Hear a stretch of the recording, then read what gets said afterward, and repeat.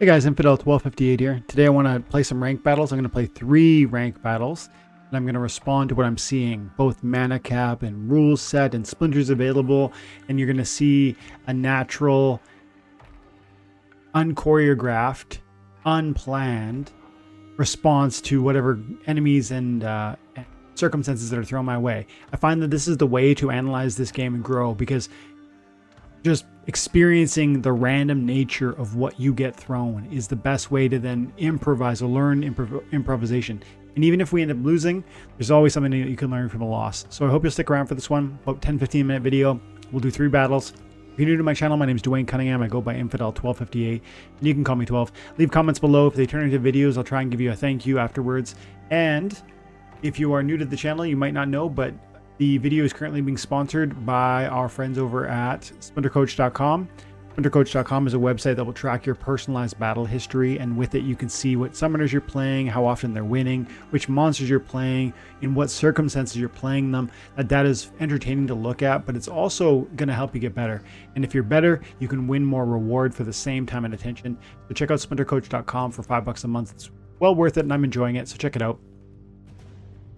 Okay, so we're on my Infidel account. We'll do 3 battles. I've got several rentals that I don't usually have. That complicates things a little, because I find when you get new toys, you want to play with them. And so I have these new monsters and summoners. They're not new, but I have these summoners and monsters that I don't often have. And when I have them, I'm inclined to just give them a shot. But that means I'm going to be trying maybe some things that aren't my usual set of tools. So we'll see how we do. Get into it. Low mana cap, magic reflect, flying. So I'd love to see if got Kitty. I don't think you'll play Kitty with 19 mana. He probably goes Kralis. That would make a lot of sense. You could do Kralis as 12, and you could throw in Lorna Shine for 3 up to 15. Maybe put out one of these sneak monsters like the Stitch, and you're up to 12, 15. Yeah, maybe you put the True Speaker for another heal. I bet he does Kralis. I can't afflict him. He's got a flying. He would have a self heal, big hit points.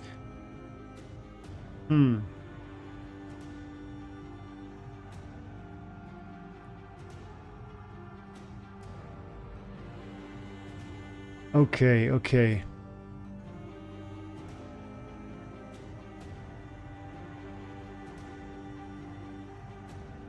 I think we probably want slow my opponent down would be, of all these choices, probably preferable. Is that true? I'm tempted to try a melee play, like a really...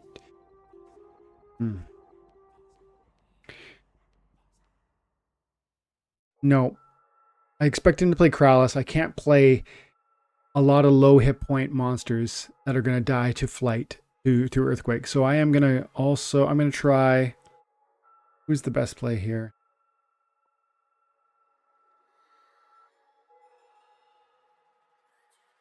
Let's go in here. Get one more hit point out of my, I have a Kralis, don't I? Yes. My Kralis is only level 3. That makes me a little nervous. It's immune, so I can't, Archimist is not going to be a sufficient choice. Ooh, Uriel. Now try the back out, and we're going to change it over to Daria, and we're still going, and then we're going to do the Uriel. Then what are my other options here?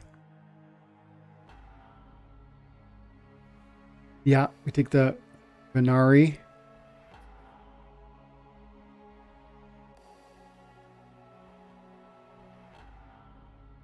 I like you in the back.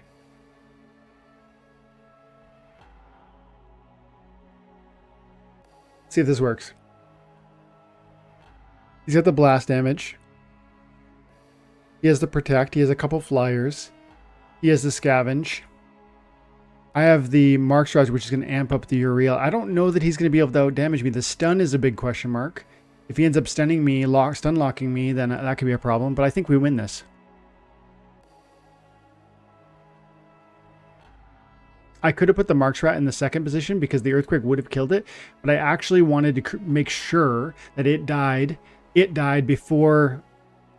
Oh, that's done. Annoying. I wanted to make sure that it died before Uriel went to the front. You know what I mean? I didn't want Uriel to just get eaten alive by whatever my opponent was dropping. Now I have this stun has to not land. Oh, come on, guys. He had snare, I guess, to be honest. He had snare.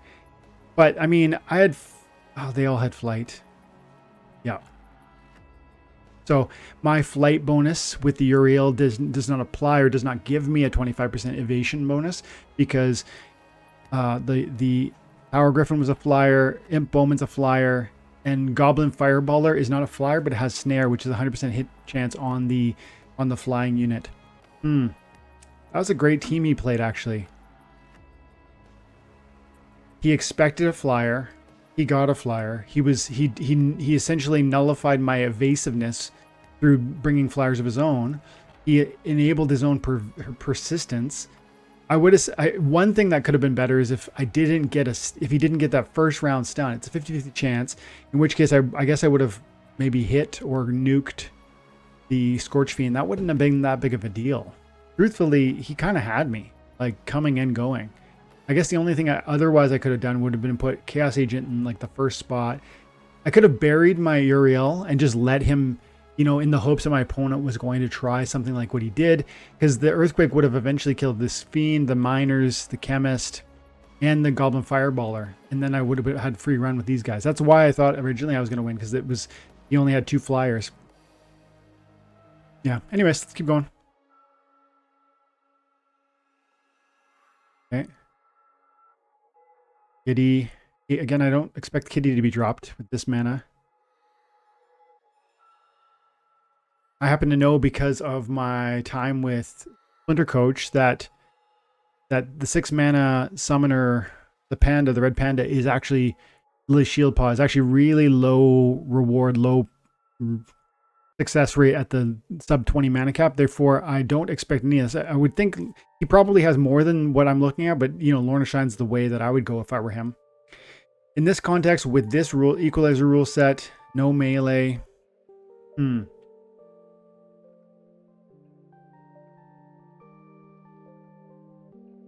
There's no point in trying a Thaddeus Brood, even though Thaddeus Brood is really exceptional. Like, I can't do a redemption play right now because this rule set prevents it. It just won't. It probably won't work. I could go Immortalis and try and play like a lot of these low ones could be really, really helpful. Definitely could work.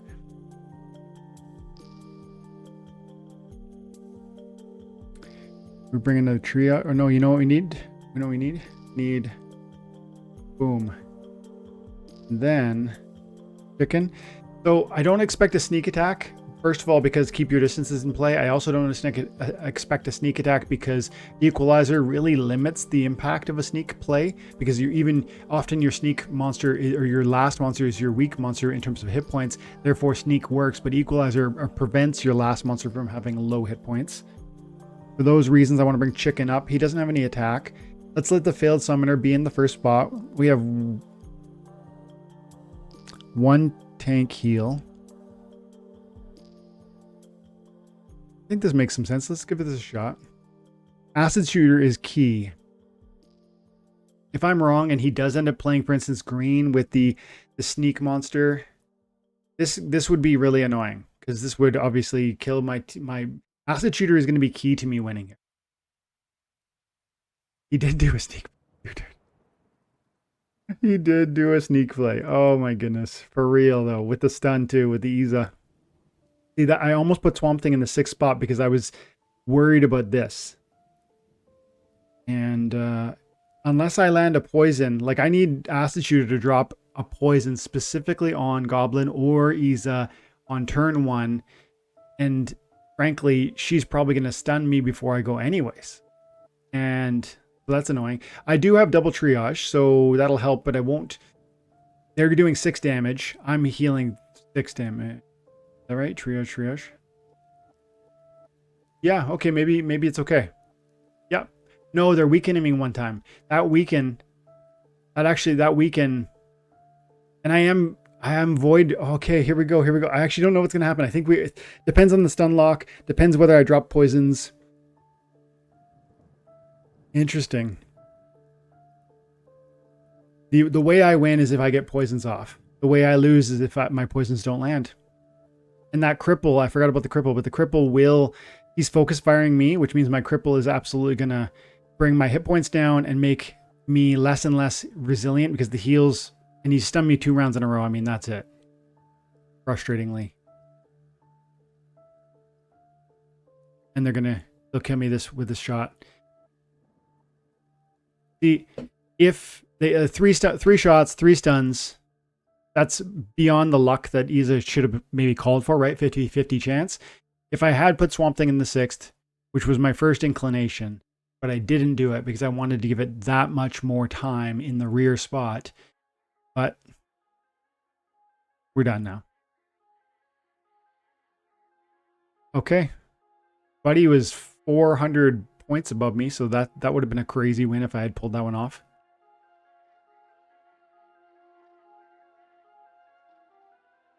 I would say that if I had dropped the acid shooter or whatever his name is in the 5th spot, and if the stun locks were not happening, like for instance, you know, Isa wasn't stunning, the stuns were not even the deeply important thing. It was truthfully that I didn't get a shot with my poisoner. My poisons weren't landing. If I dropped 2 or 3 poisons on 2 or 3 different monsters, I think that possibly changes the story, but of course that's a totally different game. We have a different look here with evens, and we have higher mana match. Got a Jotun to work with if he wants.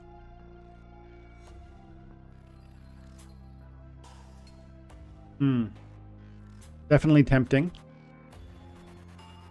I have some concern my opponent's going to drop a Jotun.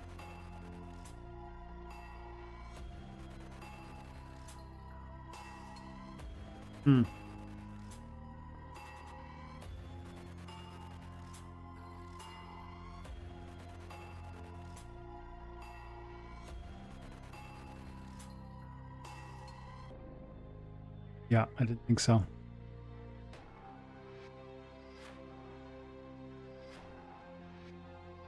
This is interesting to me. Then what if we just bury it with hit points?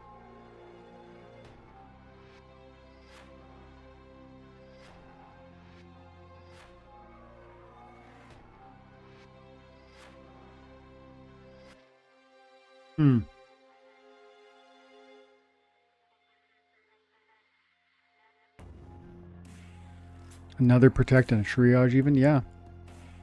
But look, we're trying like a sustain model. I don't have as many hit points as I originally was aiming at in the front. But I have a triple sneak situation here. The Goblin Thief, I could imagine saying goodbye to it. Yeah, and then we bring out another heal. I'm tempted to bring the Blight. He's got the... I think that's the play. I'm a little worried about my sustainability in the front line. But Archimus is not... He's not small, and we have 2 double armors, double protects. And I'm really betting on...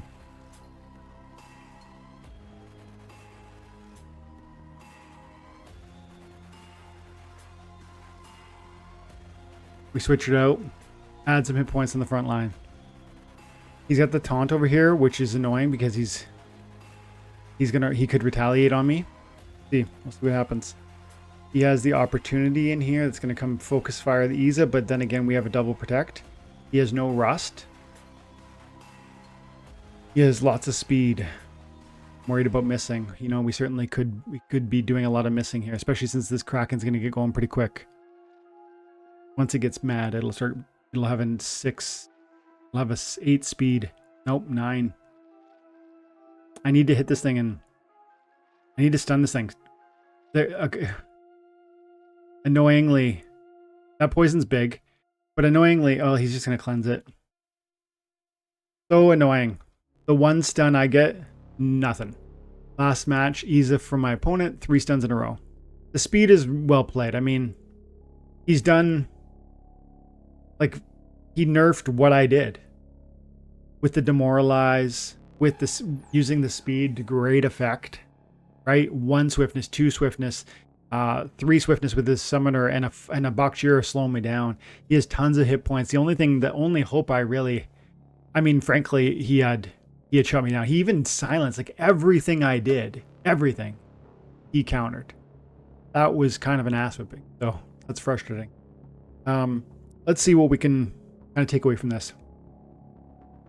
I mean, first and foremost, like I said on that first battle, even just positioning myself in a way where I was going to have access to, take advantage of Uriel the Purifier with his flying in that Earthquake rule set, which this match included. I could have buried it further. I could have put the Chaos Agent in the first spot, allowed it to possibly dodge something that was incoming, throw back some backfire damage.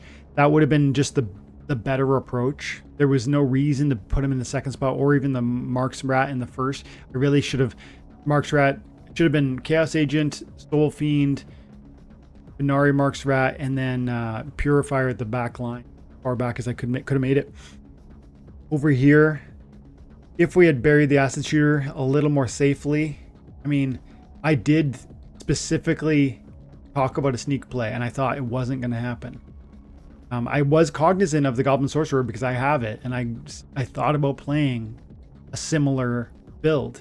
I don't have Epona, which is such a powerful 1-mana monster, but